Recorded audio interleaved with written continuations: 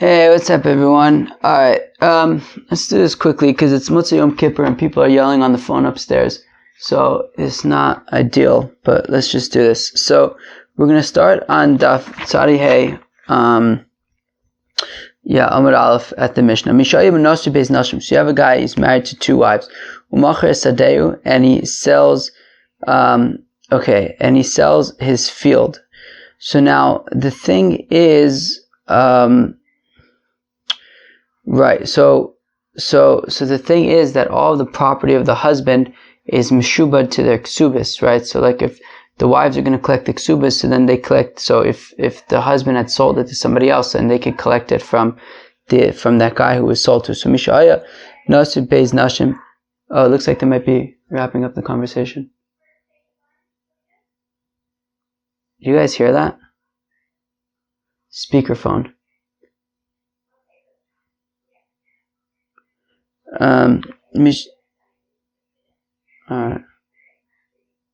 great.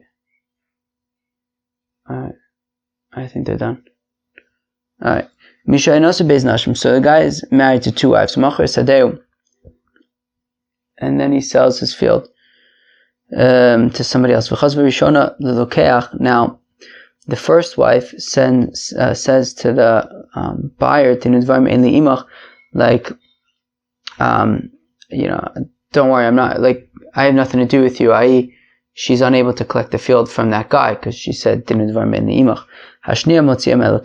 the second one, though, is able to get it from the guy, right? So meaning, the husband's property is meshubah to the ksuba, right? So if he sells his property and then they get divorced or something, so then the wife can go to the guy who bought it and say, you can't buy it because my ksuba comes first. Now there are two wives. The first wife, she kind of said, I'm not going to take it from you. Right? She says to the buyer that she's not going to take it from him. But the second wife, on the other hand, so she needs to get her ksuba, so she can go to the buyer and say, hey, give me the field.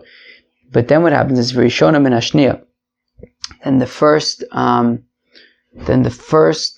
wife then says after the second wife takes it from the buyer, the first wife then turns to the second wife and says, hey, you can't take that field. I was married first. My documents first. My claim is first. I get the field. So then she takes it from the second one. But then because the first one had a deal with the buyer that she wasn't gonna take it from him, so then the buyer then goes and takes it from the first wife after she grabbed it from the second wife, and then the whole situation goes again, and it's just an infinite loop where the second wife takes it from the first one takes it from the second, the buyer takes it from the first, and it just kind of is a never-ending cycle until they just kind of work out some kind of deal. And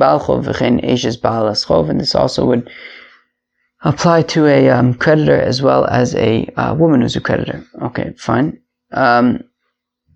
And the Gemara is going to explain what that means. So the Gemara wants to know, I don't understand, even if the first wife writes to the buyer and says that she's not going to, that she has nothing, but she's not going to make any claim against him.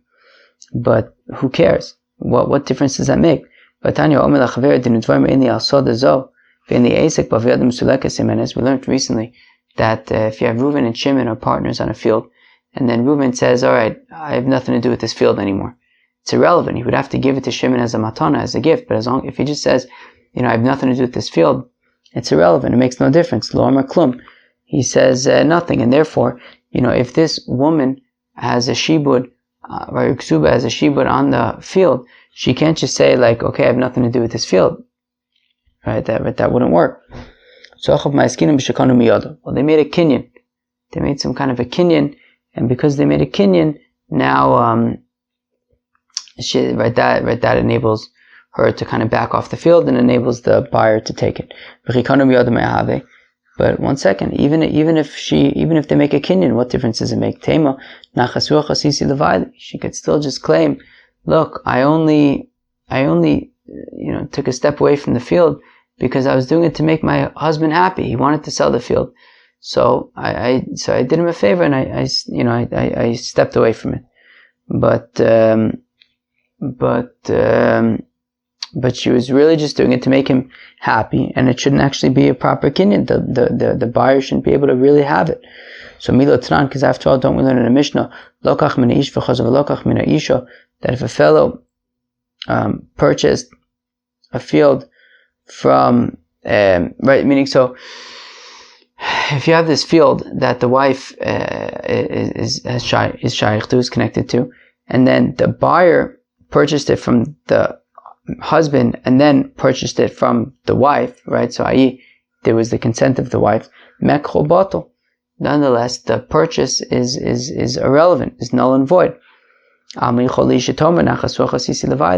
So it must be because she can say that, look, I had only allowed the guy to take the field just to do my husband a favor, but I didn't really intend to give him the field. So we see that there is this option to say nachasuach asisi levayli, and therefore also by another phone call on speakerphone. Dang. All right. Nachasuach asisi levayli. So you could say that she's just like trying to make her husband happy. So therefore, in our case also, when the first wife says to the buyer, why should that make a difference? Shouldn't she be able to say nachasuach asisi levayli? Says of Zera, the name of Chizah, that it's no problem. Harab Meir, Harab Yehuda. That our Mishnah is Reb Meir, who doesn't say nachasuach asisi levayli, and the other Mishnah where it says that the purchase is batal is Reb Yehuda, who says nachasuach asisi levayli. The Tanyas we learn in the Brisa, kosav larishon v'lo chosma lo, lasheni v'chosma lo. That we have a Brisa that says that if you have a guy, you have a husband, and he's got two fields, right? And his wife, her ksuba is $1,000, and he's got two fields, each one is $1,000, and he sells the first one to some guy, and right, so chasm larishon v'lo chasmalo, and she wasn't okay. The wife was not okay with the first sale. But when the second field was sold, she was okay with that. So Meir says, well, she lost her ksuba. She doesn't have a ksuba anymore because she signed off on the second one. And in terms of the first one, the buyer can just say, look, when I purchased it, I left you another field that you'd be able to collect your ksuba from. Right? So leave me alone. Rabbi Yehuda Omer, whereas Rabbi Yehuda says, but Rabbi Yehuda says that she can claim that when she signed off on the second field, she was just doing it to make her husband happy, but she can still collect that field. Atem malochem olai. Right? Leave me alone, she says. Okay, fine. So we see that Rabbi Yehuda holds of nachasuach asisi levayli, and Rabbi Meir does not. So therefore our Mishnah is Reb Meir, and therefore there's no nachasuach asisi levayli, and therefore when she says dinu dvar me'in imach with the buyer, so right when the first wife says dinu dvar me'in imach, it's relevant. And the other Mishnah where it says that the sale is batal, so that's Reb Yehuda who says that she could say nachasuach asisi levayli. Now one second, I don't understand. Rebbe made a stam Mishnah here in Ksubis, like Reb Meir, and in the other Mishnah, which is I believe from Gittin, it's like Reb Yehuda. Why in one place would Rebbe paskin like Reb Meir, and in another place paskin like Reb Yehuda? Reb Papa v'grusha v'divrei hakol. So Reb Papa says that our Mishnah is talking about a divorced woman, right? So because she was divorced, then clearly there's no possibility of dinu dvarim. There's no possibility of nachasuach asisi levayli, right? So in our Mishnah, right, when the first wife writes to the buyer and says dinu dvarim in the imach, that's talking about where they were divorced, and therefore she can't make the claim of nachasuach asisi levayli because she's divorced. She doesn't have a husband. Rav Ashi Amar Kula Reb Meir. Rav Ashi says that no, it's all Reb Meir, right? That both Mishnayos are Reb Meir. Bad Kan Lo Ka'am Reb Meir Hosum Ela b'shnei lekuches de'amila hi'isa denachas ruach avda lekami boile lemebon. Right? So again, so where am I? V'adkan l'kamer Reb Meir Hasam. When Reb Meir says, right, in the Brisa, when there was this wife and then the husband had 2 fields, and to the first one, right, and right, so her Ksuba was $1,000. The husband has 2 fields, each one's $1,000, and then he sells both of them. To the first buyer, she is not okay with. To the second buyer, she's alright, and she signs on the document. So Reb Meir says that she lost her Ksuba, because since she signed on the second document, so she can't collect that field. And the first guy can just say, well, I left you another field to collect from, so she loses her Ksuba. So now, in that case, Reb Meir would say that she can't make the argument of, well, in the second one, when I signed it off, it was only Nachasuach Asisi Levayli, because Isa de Nachasuach Abda, if it's true that she was just trying to make her husband happy, well then the Kamei by Lemebod, well then she should have also signed off on the first one if she was so intent on making her husband happy. Why did she refuse on the first sale?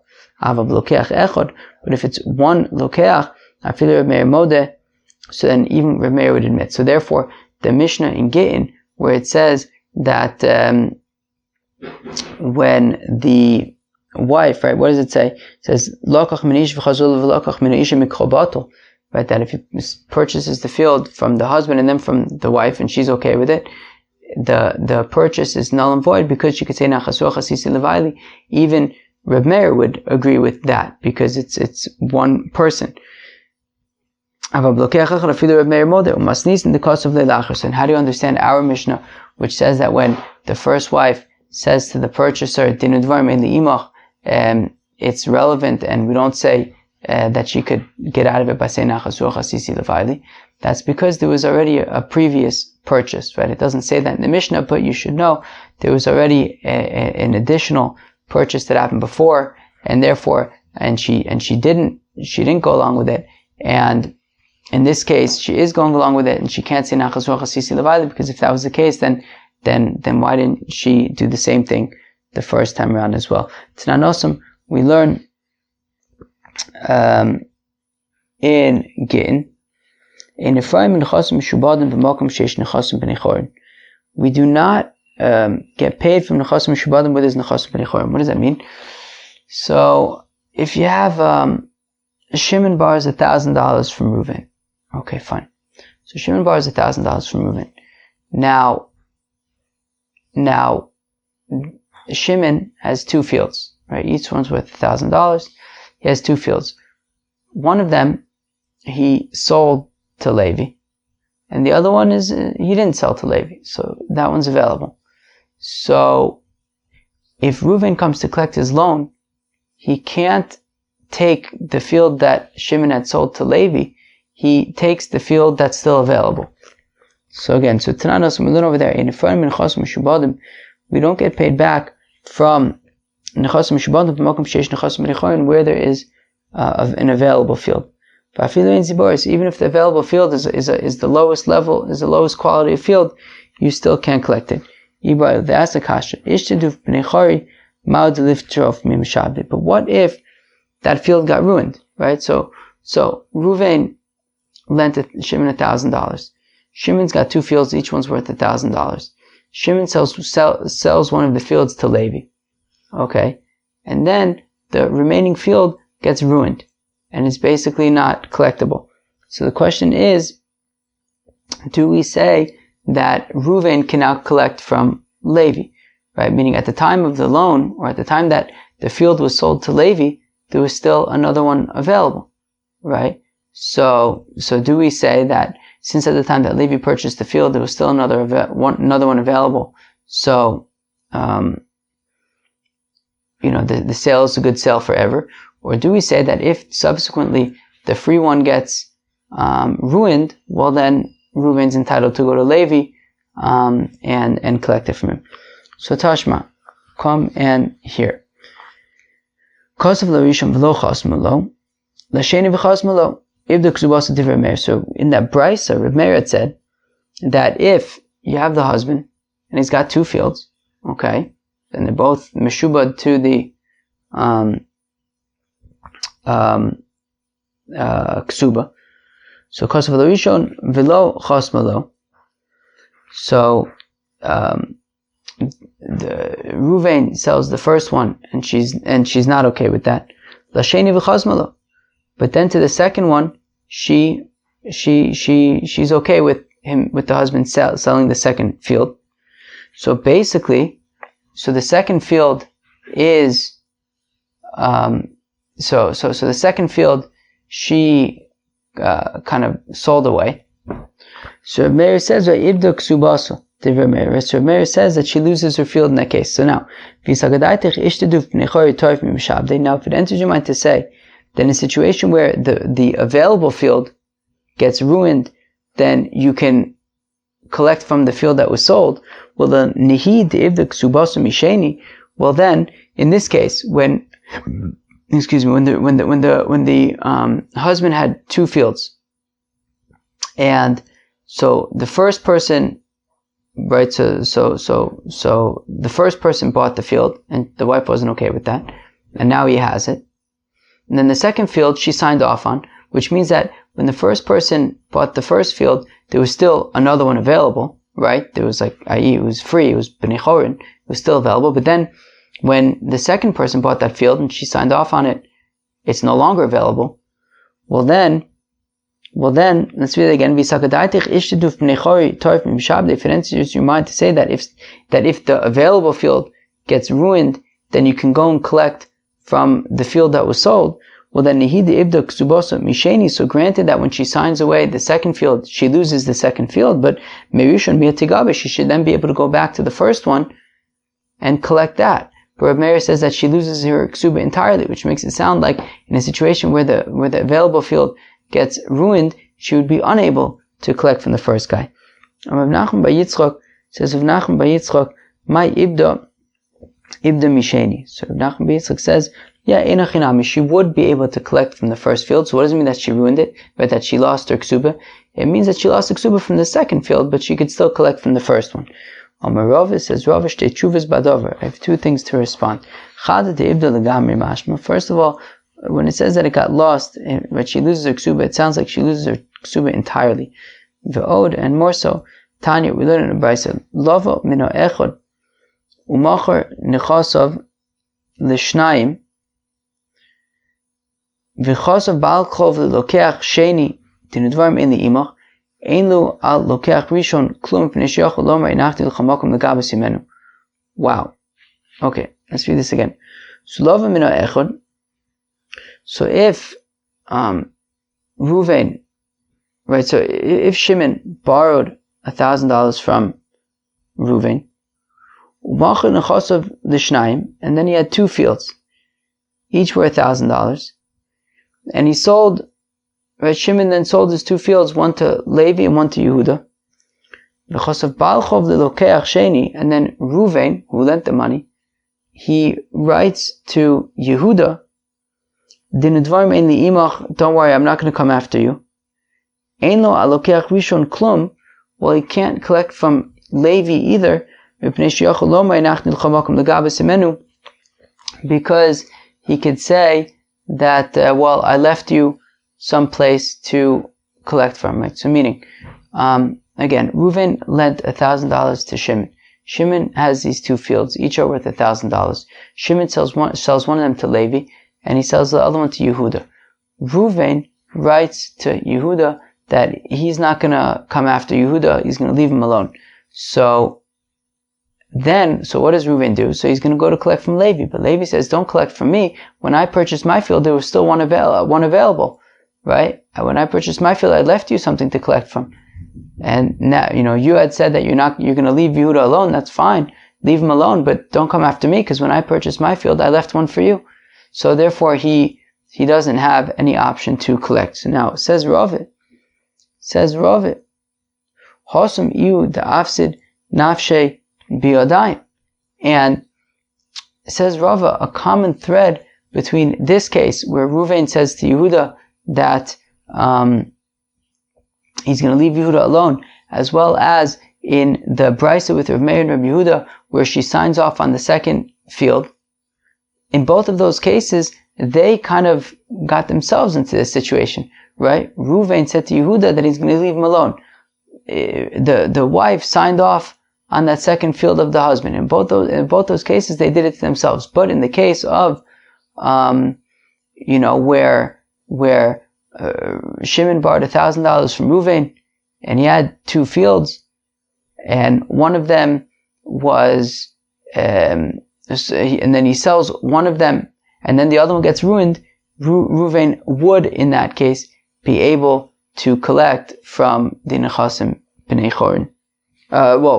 Meaning the Nechasim B'nei Chorin gets ruined, so in that case, he would be able to collect from the Nechasim Mishubadim. Okay.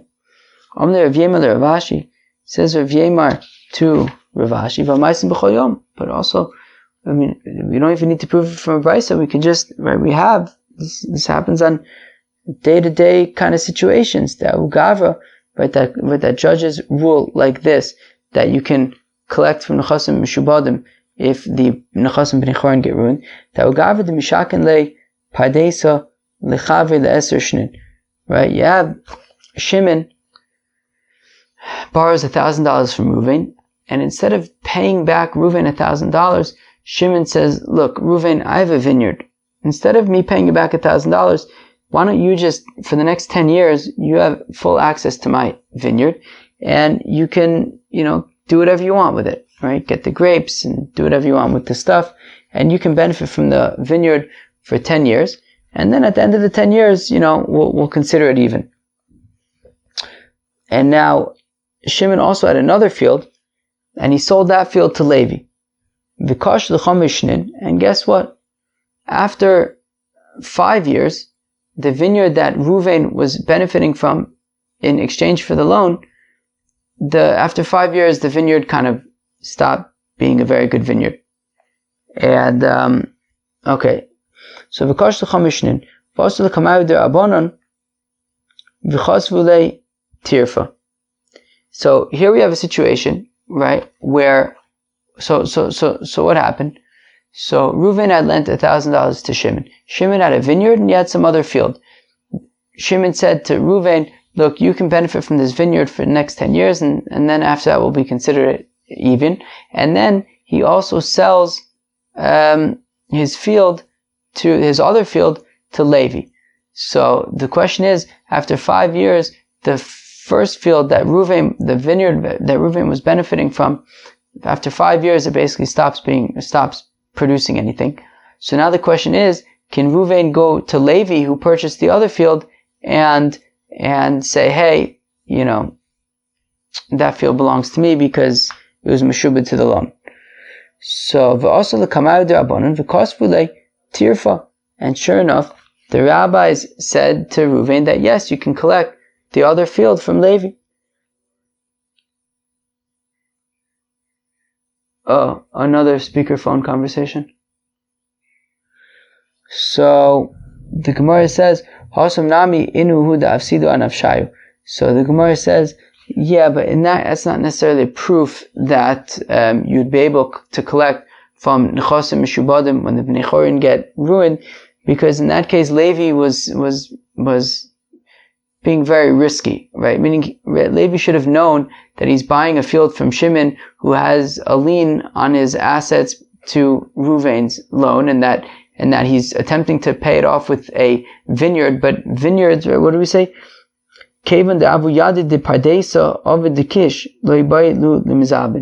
Right? Since Levi should have known that this vineyard that's being used to pay off a loan to Reuven, that vineyard is going to stop producing, and he should have known that inevitably he would likely be asked to relinquish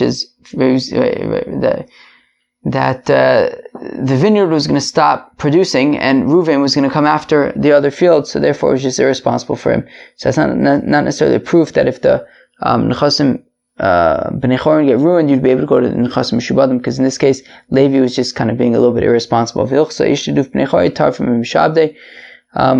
is that, that if the Bnei Chorin fields get ruined, so you would be able to collect from the Nechosim Mishubadim. Omer Abai says, Abai, Nichse lich v'achrayich l'ploni. Okay, so if you have a guy, and he just says to a girl, she's not married or anything, you have a guy, random dude says to random girl, Nichse lich v'achrayich l'ploni. I'm giving my stuff to you, and after you it goes to another person. V'amda, right, so after you it goes to some other guy. V'amda v'nises, but now she, okay, so he basically said that she gets his like stuff, and then she goes and gets married, not to him, to somebody else. She gets married to some other guy, and she's got his property. So her husband is considered like a purchaser, and therefore the next guy in line never actually gets it, because once, right, meaning, I don't even know what names we're giving. First guy giver away or dude gives his stuff to this girl. Now, she has it. And then she gets married to some guy. That's like basically nichse maluk, right? It's like property that she had. And then she gets married, and now it like belongs to the husband. So then, even if she dies, then the husband inherits it. Like, it doesn't go to this next guy. So come on, who's it like? It's like the following Brisa. The Tanya is within the Brisa, nichse lich v'achrayich l'ploni. So if a fellow, again, gives like away stuff to some guy, and then after this guy it goes to somebody else, Yared Arishon Umachar. So if the first guy now sells it, Asheni Miotzmiara Lekuchis Rebbe. So Rebbe says the first guy is unable to sell it because like it goes next to the next, right? It has to be able to go to the next guy. The first guy can't sell it. Rav Shimon Gamliel Omer Ein l'sheni ela ma sheshir rishon. Rav Shimon Gamliel says no. If the first guy sells it, it's sold. The second guy can only get whatever's left over after the first guy's sale, i.e., selling works. And in this case as well, right? This single girl who got this stuff and then gets married, her husband gets it, so it's his now, right? So just like Rav Shimon Gamliel says that if the first person sells it, it's sold. So here also the first person is this girl who got married, and now it's the husband's. So it's the husband's. The second guy won't get it. Remember, would Abai really say this? That by the woman getting married, then it belongs to the husband, doesn't go to the third guy, the other guy. So Viha Omar Abai, but Abai said, Ezu Rasha Aram, who's like a sneaky, evil guy. That's a person who, sells property in the manner that Reb Shimon Gamliel described, that then doesn't allow the other person to get it. And he says comment, which the Gemara says, yeah, but Abai isn't recommending to do like Reb Shimon Gamliel. He's just saying that if it happens like Reb Shimon Gamliel, then it is what it is. Abai says, Abai, nichsai lich v'achrayich l'poni. Now this is talking about a situation, as we're going to see in a few minutes, where she's actually married, right? So Abai nichsai lich, right? If a fellow says that my property goes to you, and she's a married woman, v'achrayich l'ploni, and then after you it goes to another person, umachra, and then she, while she was married, she sold this property to another person, umesa, and then she dies. It's not baal motzimera l'kuchis. So the husband says, wait, my wife wasn't able to sell that stuff, right? It's mine, and then he takes it away from the lekuchis, from the person who bought it. Then the other guy who was supposed to get it takes it away from the husband, because he says like, hey, why do you have it, right? I'm supposed to get it after your wife, not you. And then, but then once the other guy has it, so then the person who purchased it says to the other guy, like, wait, you can't take it away from me. It was sold to me from this woman. And then it stays with her. It stays with this buyer dude. So my shna mehad detnan v'chozos chalila achayis ubshar b'nein. But 1 second, why is this different than our Mishnah, right? In our Mishnah, we had talked about a situation where the first wife says to the purchaser that she's not going to come after him, but then the second wife comes after the purchaser, and then the first wife takes it from the second wife, then the purchaser takes it from the first wife, and it just becomes a never-ending loop. Why don't we say that the never-ending loop continues over here, that the husband should take it away from the lokeach, and then and then the other guy from the husband, etc. So hasam islu pseida l'chulu hachalokeachu deisle pseida. So in the case in our Mishnah, everyone is potentially losing out. The buyer, the wives who are losing their ksubis. Whereas over here, it's really just the lokeach, the person who just purchased it. He's the only one who loses out. So once it gets back to him, it ends there. Also, when Rafam said this before Avashi, Mi Omer Abai Ochi, Vamar Abai Nichsa Lich Bachwaich Liploni, Amdavani says, Baal Lokeach Ave, Ve'nach Raich B'makom Baal Klum. 1 second, would Abai really say this? Because didn't Abai say that in that first case, that when she gets married, then the Baal is considered Lokeach and the other guy can't take it away from the Lokeach? So, Omar Le, Hasam, the Omar Lok, Shi Pnuya, Hachad Omar Lok, Shi Nesua. So we say, well, the difference is in the first case she was a single girl, in the second case she's married. Maika Amila, what's the difference? So Achraich Likni, Baala Likni. Well, when she's married, and the guy is saying that this stuff goes to you, and then to this other guy, he's saying, yeah, it goes to you, and then to the other guy, not to your husband. So in that case, he's specifically saying not to your husband, therefore it can go to the other guy. But in the first case, she wasn't married. So therefore, he wasn't excluding the husband, and therefore the husband can inherit it, and the other guy doesn't get it. And similarly, a Balchov, a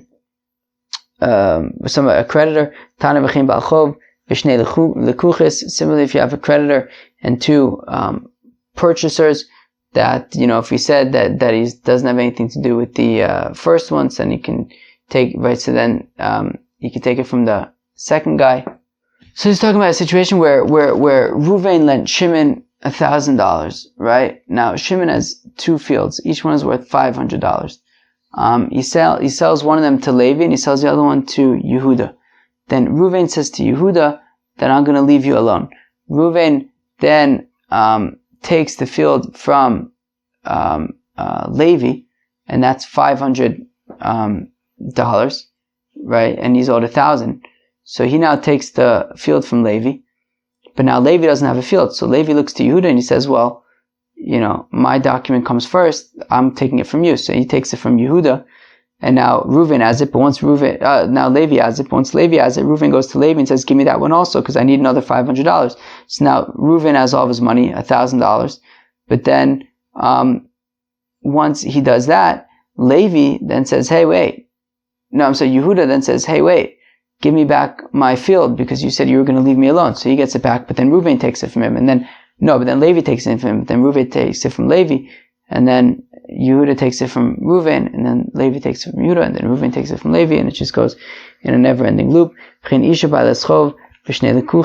And similarly, if you have a woman who's married and she's got a ksuba and the husband has 2 fields and he sells them to 2 people, and again, she makes a deal with the second person that she'll leave that person alone, but then she takes from the first one and the first one takes from the second one, etc. It's that same never-ending loop. Friends, that was the Aftzariev Masech Ksubis. Hope you somehow enjoyed. Peace out.